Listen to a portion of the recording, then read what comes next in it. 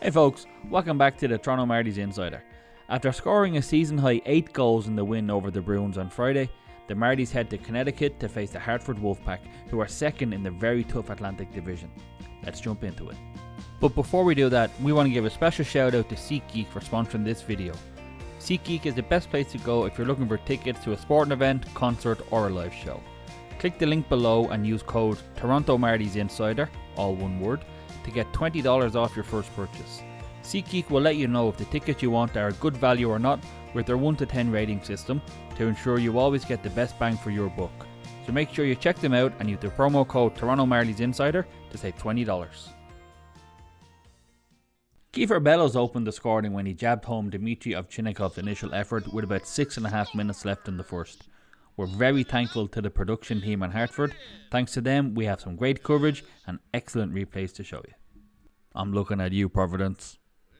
On their ninth shot, great opportunity right off the goaltender and then out front.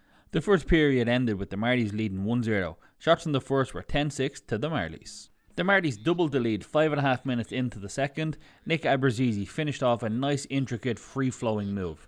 Dylan Gambrell laid off a soft little backhand pass here to Alex Steeves, who showed great vision and patience to find Abruzzese at the back to slam home his 5th of the year. As Abruzzese knocks one home and puts the Marlies up. Just over halfway through the period, Matt Rempe pulled one back for the Wolfpack, assisted by Matej Bakar and Bobby Trevino. It looked like he kind of fanned on the pass maybe a little bit, and he ended up gently lifting it over Petruzzelli in the Marlies net. Here's how Todd described the goal. That is unusual. That is legs on a pancake. Never change, Todd. Never change.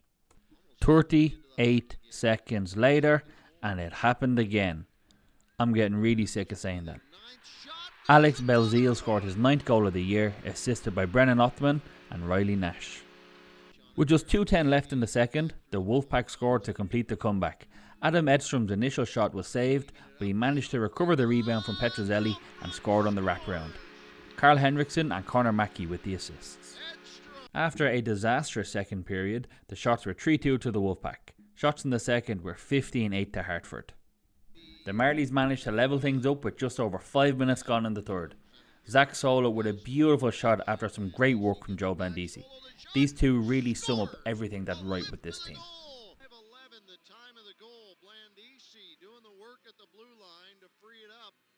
And that's how this one ended after regulation, level at 3 each. Shots in the third were 9-5 in favour of the Wolfpack. This one is headed to overtime. 54 seconds into overtime, the Marlies scored to win it. After an amazing save from Petruzzelli in the Marlies net, he was somehow able to kick it out to Topi, who passed it on to Abruzzese as the Marlies went on a 2-on-0 breakaway. Abruzzese slid the puck across to Topi to slam home the OT winner and earned the Marlies 4 points from 2 very tough road games in New England against 2 of the better teams in the league.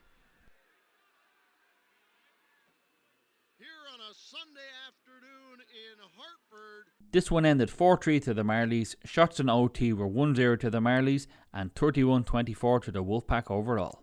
For the second game in a row, this one wasn't quite as stressful as our last couple of games, which again is a very welcome break.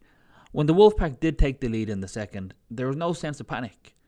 The Marlies of late are finding ways to win and playing with a certain swagger. They're never out of a game, and today was no different. It certainly was a bit tense towards the end, especially when Toby took that slashing penalty with 4 minutes left in the third, although the belief was always there that we could go and get something out of this game. After a 6-game skid, the Marlies now have 4 wins on the bounce, which is incredible, and they're breathing down the neck of the Americans for second place in the North. Alex Steeves extended his franchise record point streak to 15 games with the assist on Abruzzese's goal in the second, and with a home game to come next week, we wouldn't bet against him making it 17. A slight concern that we have is that we're giving up so many chances.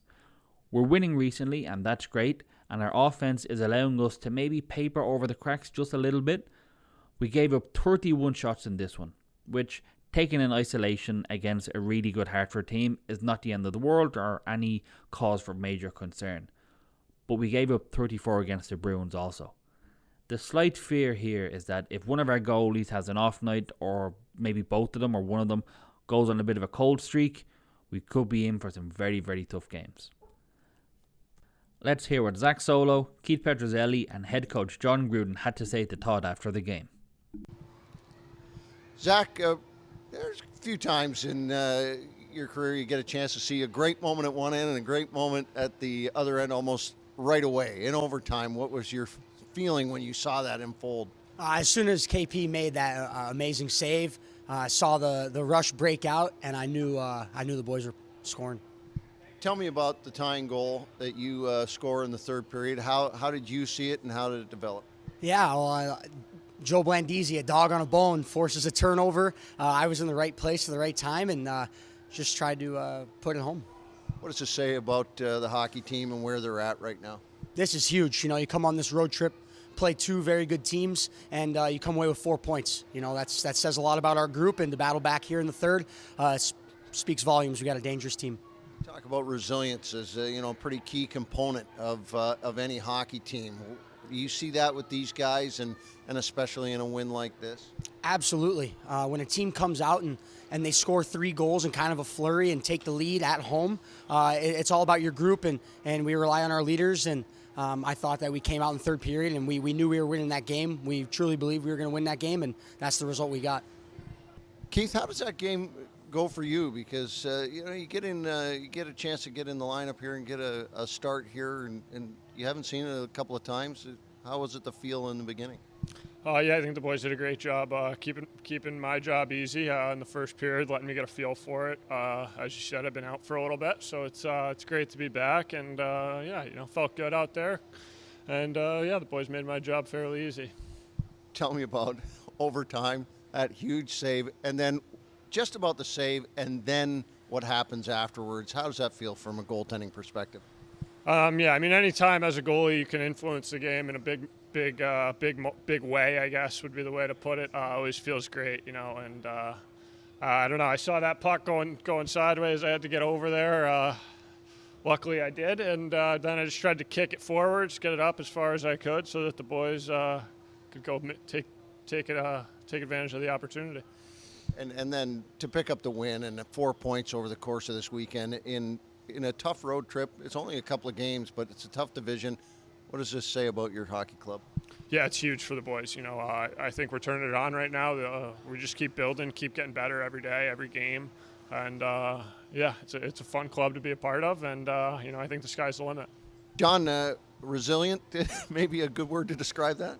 Or survival, any way you want to look at it. Once we got that 2-goal lead, I knew that, we were going to get a push from them. And, and then we got a response from our group. Being down a goal going to third, it was a gutsy win, and it was well-deserved on our part. What can you say about the effort of a guy like Zach Solo, who finds a way to get to the net and make that shot? Well, you can put him anywhere. We switched up the line there quick to put him with Blandisi and Clifford, and he's a guy that just gives you that energy, plays the right way, and I'm just glad to see he got rewarded for that. What was your concern there with that late power play opportunity that they have, and just after you guys had one? Yeah, well, it was you looked like you could just see it happening, and for us to be able to kill that penalty at that time of the game was huge. They had a good power play, and our PK did a great job. We had some huge saves from KP as well, which was a big difference.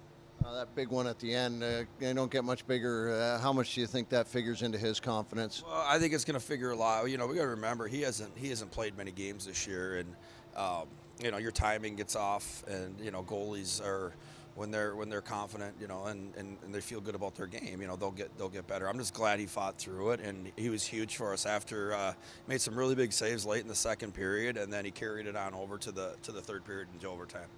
4 points out of a tough run here over the Atlantic Division. A couple of tough places to play as well. How do you feel about your club? I like where we're at. I like when we're playing, we're doing things structurally where we're stopping and starting. Our details are where they need to be. I like our group. I think we got 4 good lines and 60 and 2 goalies that all can play at this level and be effective. So it's fortunate for us as coaches to be able to have that. And but it's a huge 4 points. Our next game is on Wednesday back at the Coliseum as we host our Providence Bruins side, who are no doubt looking to get some revenge. But before that, we want to say thanks again to SeatGeek for sponsoring our post-game recaps this season. Make sure you click the link in the description below and use our promo code to save $20. As always, we hope to see you at the Coliseum, but if not, we'll catch you in the next one.